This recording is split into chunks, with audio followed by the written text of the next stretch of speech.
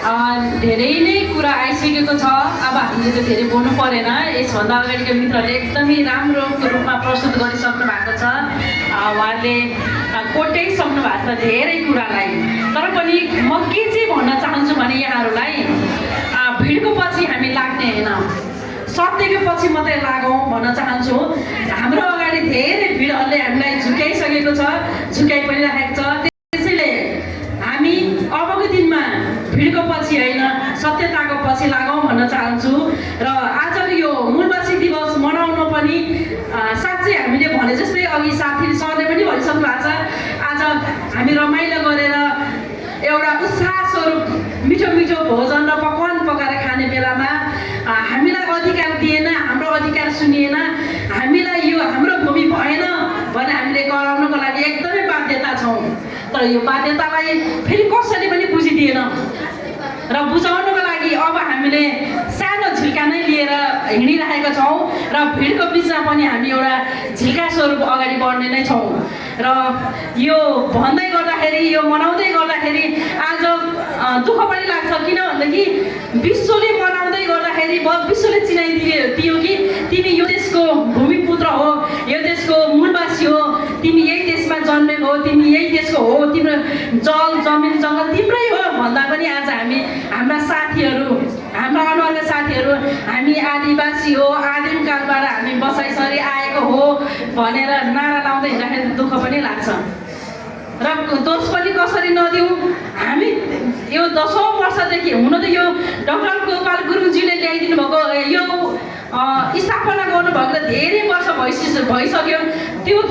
त्यो गर्दा गर्दा पनि हामीले गण्डकी क्षेत्रमा, गण्डकी प्रान्तमा चाहिँ यो गर्न थाले, यो हामी मूलवासी है भनेर यो कार्यक्रमहरू गर्न थालेको, हामी हिँड्न थालेको 10-11 वर्ष भइसक्यो। त्यही पनि बुझ्न चाहँदैन। अनि दोष नदिएर के गरौँ, उनीहरूले बुझेन भनिराखौँ, बुझ्न चाहनु पर्यो नि त, बुझ्नै चाहँदैन। त्यही भएर दुःख लाग्छ त्यो अवस्था देख्दाखेरि। आज के अरे ग्वाटेमालाका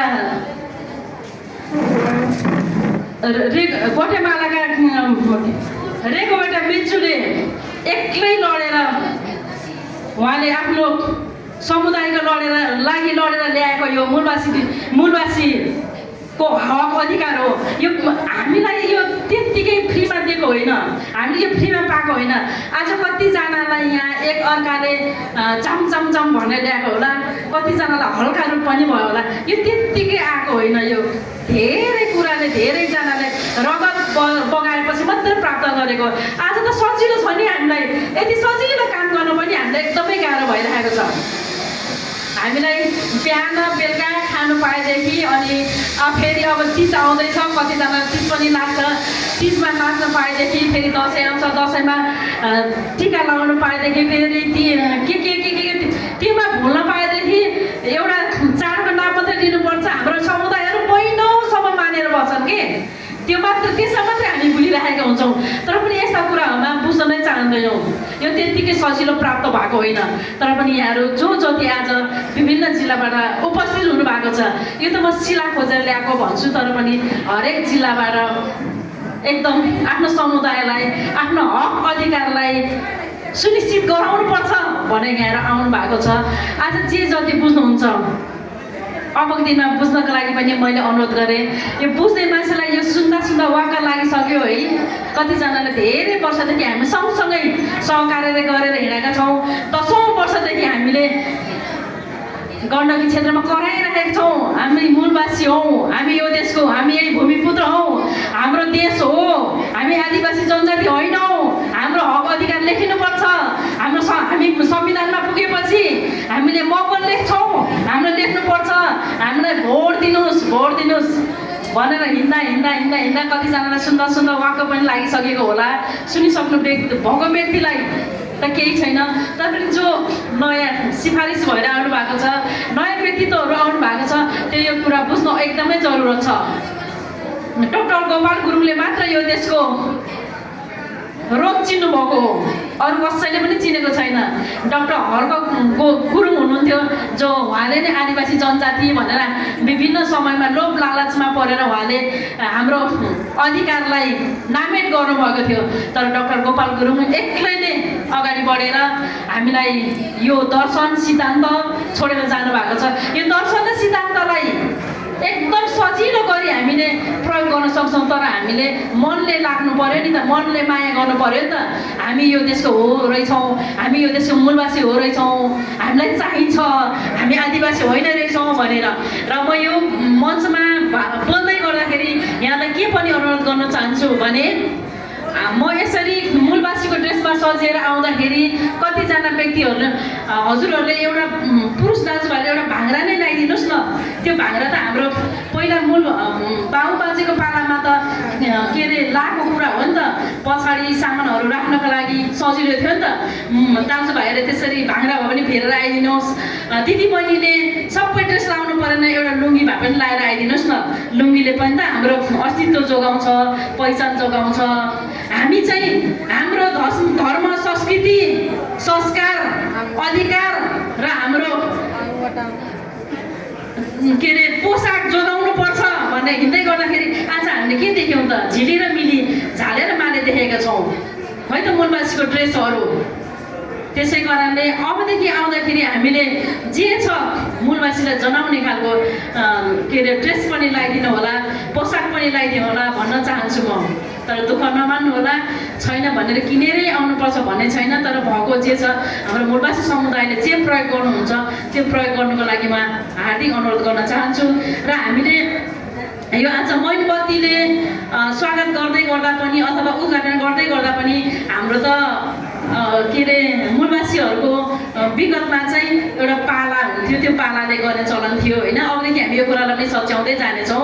तर कति कुराहरू त भौतिक कारणले अथवा टेक्निकल कुराहरू पनि अपर्याप्त हुनसक्छ। त्यो कुरालाई जसरी भए पनि हामी काम चलाउँदैछौँ, चल्ने नै छौँ होइन। यसै गरी अगाडि जानेछौँ। त्यसैले मैले हामी भाषाको लागि, भूमिको लागि र संस्कार र संस्कृतिको लागि लड्दै गर्दाखेरि हामी आफैले पो भुल्यौँ कि जस्तो लाग्छ। यसो हेर्दाखेरि कसले अधिकार मागिरहेछन् भन्दाखेरि लुगा हेर्दाखेरि त हामीलाई हाम्रो पुर्खाले लगाएको अथवा हाम्रो समुदायले लगाएको जस्तो देखिएन नि त। अरू आएर पो हामीलाई उचालिरहेछ कि जस्तो पनि देखिएको छ। त्यस कारणले गर्दाखेरि हेर्दा पनि देखिने खालकाहरू र बोल्दा पनि सुहाउने खालकोहरू भएर हामी अगाडि बढ्नको लागि मैले हार्दिक अनुरोध गर्न चाहन्छु। र यो मूलवासी समुदायहरूले मानव अधिकार अनि समानता र सामाजिक न्यायको लागि हामी लडिरहेका छौँ। मूलवासी सहभागिता र आत्मनिर्णयको अधिकार र पहिचान सहितको भनेको छ।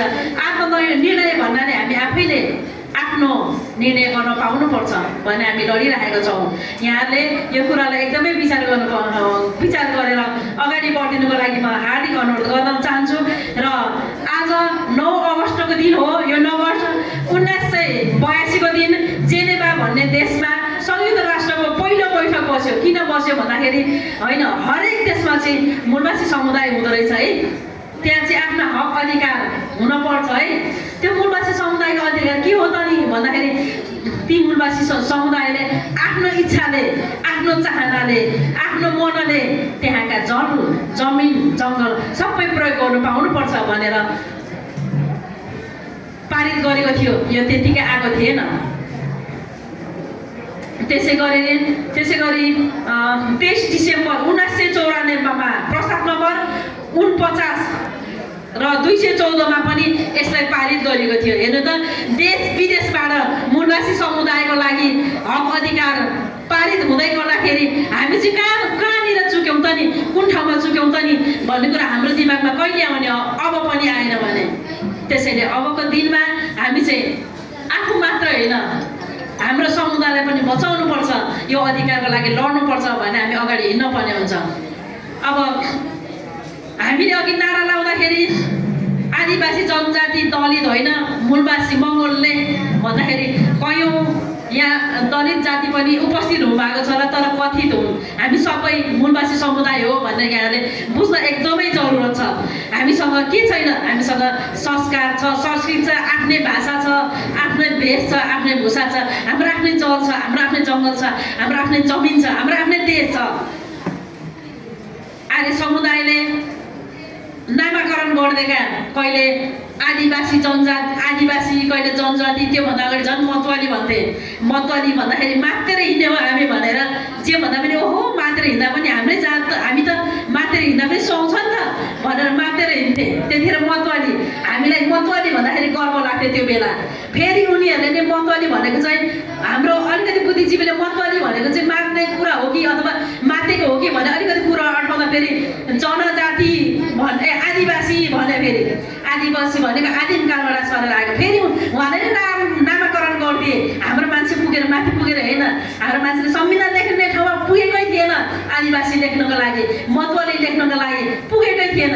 फेरि आदिवासी हुँदा के अरे त्यो आदिवासी त्यसरी जनजाति हाम्रा समुदायहरू चाहिँ कहिले मतवाली हुँदा पनि मक्ख परे। ओहो म त मतवाली, म मात्र हिँड्दा पनि मलाई केही हुँदैन, म गल्लीमा लडे पनि केही हुँदैन, म नानीमा लडे पनि केही हुँदैन भने फेरि आदिवासी ओहो आदिमकालबाट बसाइसरी आएका हामी त फेरि कहाँ हो कहाँ हामीलाई त थाहा छैन होइन। त्यसपछि जनजाति जन भन्दा हामीले कमारालाई भन्छौँ नि होइन, विभिन्न जात जातका जनजाति भन्दा जे भन्दा पनि हामी खुसी भएर लागिरहेछौँ कि जे भने पनि हामी स्वीकारेर लागिरहेछौँ। अबको दिनमा हामी स्वीकार्ने छैन, हामी स्वीकार्नेवाला छैन। अब हामी के भन्छौँ मूलवासी भन्छौँ। एकचोटि सबैजनाले मूलवासी भनिदिनु न। धन्यवाद। अब हामी आदिवासी जनजाति मतवाली भनेर हामी स्वीकार गर्ने छैनौँ, हामी मूलवासी भन्छौँ। यो देशको हामी मूल हौ, हामी जरा हौ।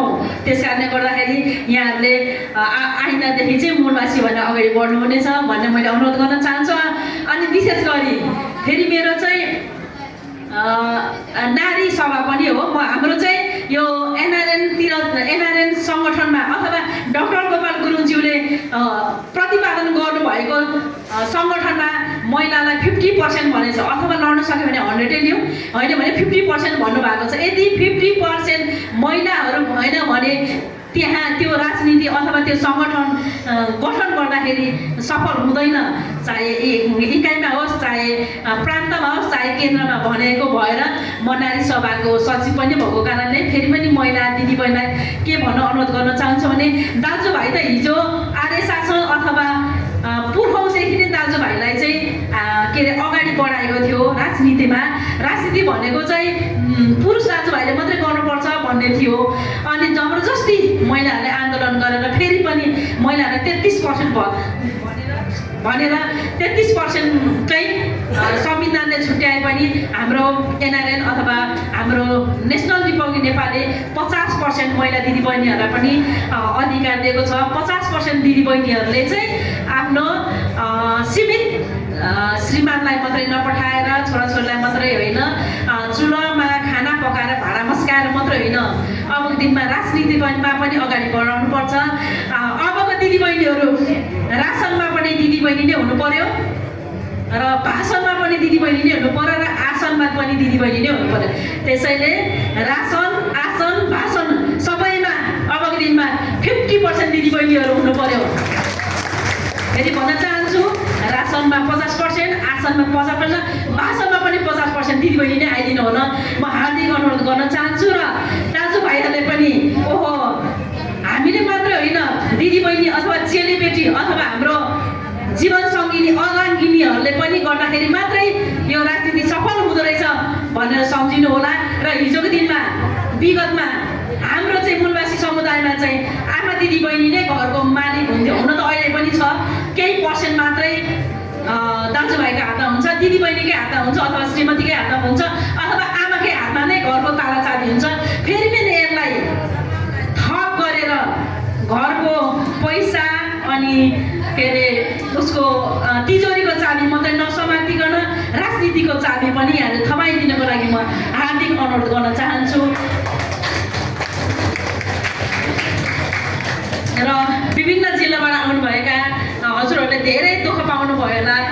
हिजो अस्तिदेखि नै यहाँले एकदमै प्रयास गर्नुभयो होला।